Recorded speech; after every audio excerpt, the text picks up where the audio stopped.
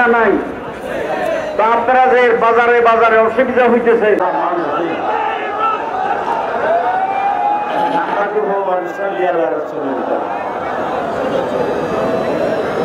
মাননীয় সভাপতি, নেতৃবৃন্দ, এই তত্ত্ব রোগের সামনে যারা দাঁড়িয়ে আছেন, এদেশের দেশপ্রেমিক সংগ্রামী জনতা, আসসালামু আলাইকুম রহমতুল্লাহ।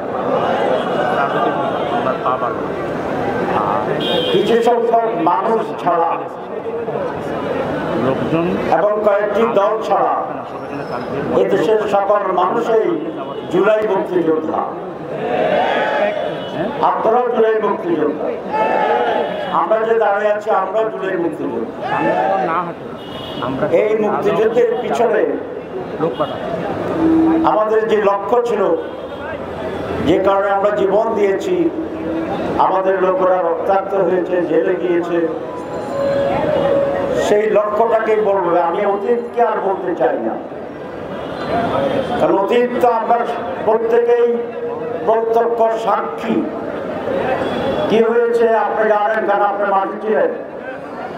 কি হয়েছিল আমরা জানি, কারণ আমরা 15 বছর নির্যাতন শিকার ছিলাম। আর আওয়ামী লীগ, তাদের নিয়ে আলোচনা করে নামটাকে আর মানুষের কাছে পৌঁছাতে চায় না, কারণ Awami League is gone case. Gone case বুঝেন?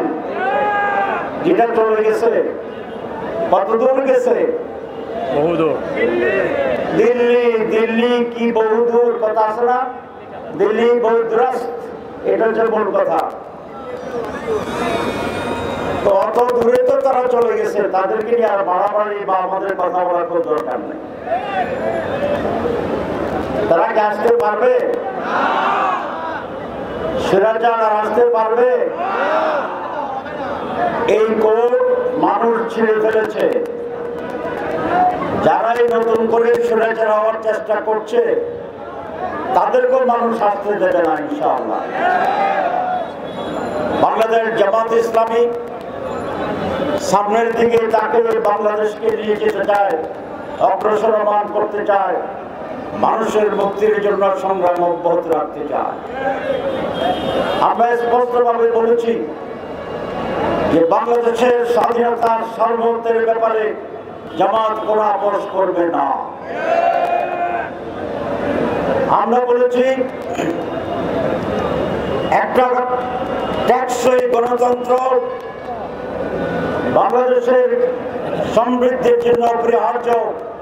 জামাত সেই টেকসই গণতন্ত্র রক্ষার জন্য সংগ্রাম করে যাবে। আমরা বলেছি বিগত দিনগুলোতে 54 বছর বাংলাদেশের স্বাধীনতার কোন সুষ্ঠু নির্বাচন হয় না। 73 সালের নির্বাচন থেকে শুরু করে শেখ হাসিনার সর্বশেষ নির্বাচন, এখানে রিগিং করা হয়েছে, কেন্দ্র দখল হয়েছে, টাকার খেলা হয়েছে, বিরোধী দলকে কেন্দ্রে আসতে দেয় নাই, দিনের ভোট রাতে হয়েছে, ভোটার বিহীন নির্বাচনে অনেক ভোট কাজ হয়েছে দেখিয়ে ভুয়া নির্বাচনের রায় ঘোষণা হয়েছিল আমরা জানি।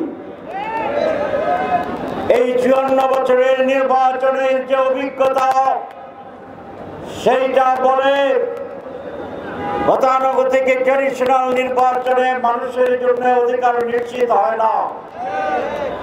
সেই জন্য আমরা বলেছি নতুন পদ্ধতি, নতুন ভাবে নির্বাচনের সিস্টেমে চালু করতে হবে, যেটা পৃথিবীর অনেক দেশে আছে।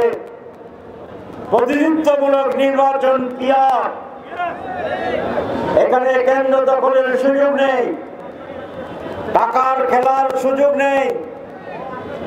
প্রতিটি মানুষের ভোটের অধিকার এখানে কাউন্ট করা হবে, তাদেরকে ভ্যালু দেওয়া হবে গতানুগতিক পদ্ধতিতে।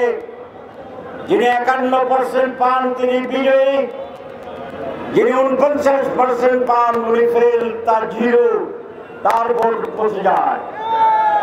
কিন্তু পিআর পদ্ধতি সারা দেশে যে দল যে পরিমাণ ভোট পাবে সবগুলাই বিবেচনা আনবে, কাউন্ট হবে এবং সেই অনুপাতিক হারে সেই দল সেই পরিমাণ আসন পাবে। এটা কি সহজ কথা না কঠিন? সহজ না কঠিন? এক দলের সিনিয়র নেতা বলছেন পিআর কি বুঝি না। আমি বলেছি আপনি যদি না বুঝেন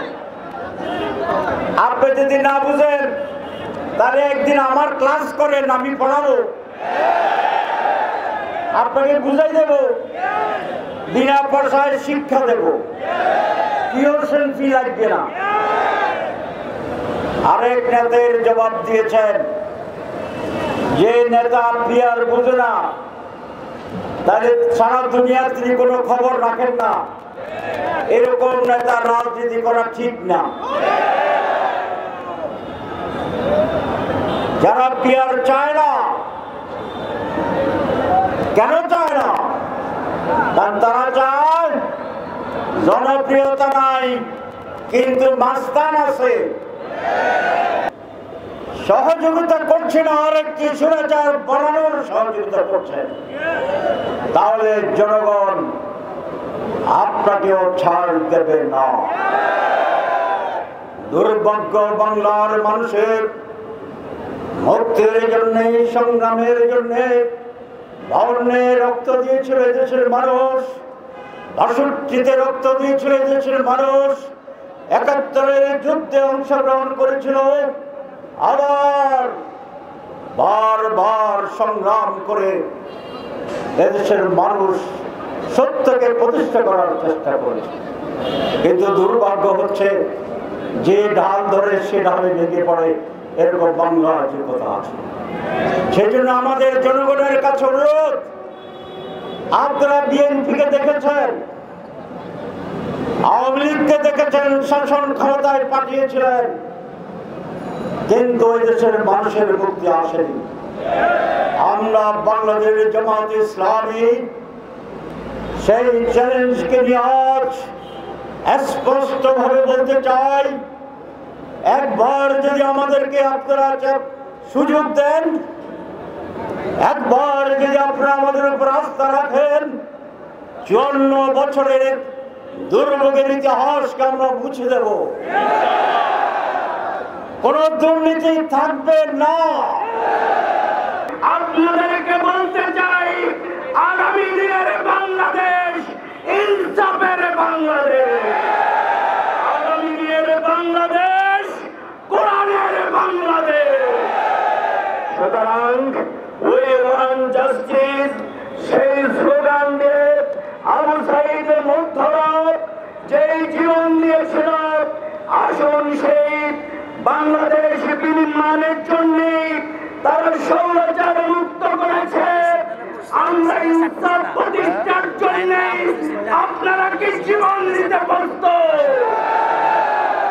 তাহলে আমাদের প্রিয় নেতা মাওলানা মতিউর রহমান নিজামী, অধ্যাপক গোলাম আজম, আলী হাসান মোহাম্মদ মুজাহিদ যে ইনসাফের বাংলাদেশ দেখেছিলেন, আল্লামা দেলোয়ার হোসেন সাঈদী যে ইনসাফের বাংলাদেশের স্বপ্ন মানুষের মাঝে বলেছিলেন, সেই বাংলাদেশ গড়বার জন্য আমরা বদ্ধপরিকর। আমরা আমাদের সেই শহীদ যোদ্ধাদের রাষ্ট্রীয়ভাবে আজকে জুলাই ঘোষণার মাধ্যমে তাদের বীরের মর্যাদায় ভূষিত করতে হবে, যারা ত্যাগ এবং কোরবানির মাধ্যমে এই বাংলাদেশ গড়বার জন্য যেই সংগঠন নেতৃত্ব ভূমিকা রেখেছে, আমরা বিশ্বাস করি এই আন্দোলনের মাস্টার মাইন্ড হচ্ছে স্বয়ং আল্লাহ তাআলা নিজে। সুতরাং আমাদের আমির জামাত ডাক্তার শফিক রহমান যে ইনসাফ ভিত্তিক বাংলাদেশ, নতুন বাংলাদেশ, সোনার বাংলাদেশের স্লোগান দিয়ে আজকে গোটা দেশের মানুষকে জাগিয়ে তুলেছেন। আসুন শহীদের রক্তের বিনিময়ে বাংলাদেশ গড়ে তোলবার জন্য আমরা ভূমিকা পালন করি। সংগ্রামী ভাই এবং বন্ধুগণ, আমাদের শহীদেরা আমাদের প্রেরণা। এই জন্য আগামী দিনে আমাদের শহীদদের নামে রাষ্ট্রীয় বিভিন্ন স্থাপনার নাম করতে হবে। আমাদের শহীদ পরিবারকে পুনর্বাসন করতে হবে, মেয়াদ পদ্ধতিতে নির্বাচন দিতে হবে, সংস্কার এবং শেখ হাসিনার খুনিদের বিচার বাংলার জমিনে অনুষ্ঠিত হবে।